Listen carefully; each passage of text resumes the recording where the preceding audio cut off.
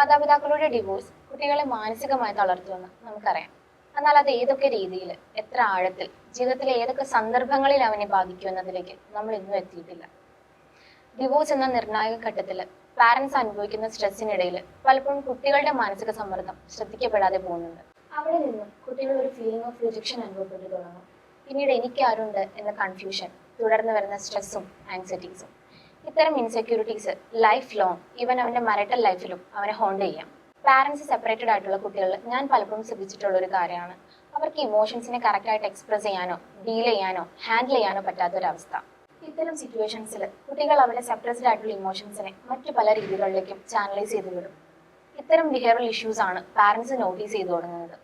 ദേഷ്യം, വാശി, കളവ് പറയുക, മാനിപ്പുലേഷൻ, വയലൻസ്, ഇത്തരം കാര്യങ്ങൾ കുട്ടികൾ അവരുടെ യഥാർത്ഥ ഇമോഷൻസിനെ ഒളിച്ചു വെക്കാൻ യൂസ് ചെയ്യുന്ന മാസ്കുകളാണ്. അച്ഛന്റെ ദേഷ്യമാണ് അവന് കിട്ടിയിരിക്കുന്നത്, അല്ലെങ്കിൽ അമ്മയുടെ വാശിയാണ് അവൾക്ക് എന്നിങ്ങനെ ബ്ലെയിം ചെയ്യാതെ കുട്ടിയുടെ ഇമോഷൻസിനെ കറക്റ്റായിട്ട് ഹാൻഡിൽ ചെയ്യാനും എക്സ്പ്രസ് ചെയ്യാനുള്ള ഒരു സ്പേസും കോൺഫിഡൻസും അവന് നൽകാം.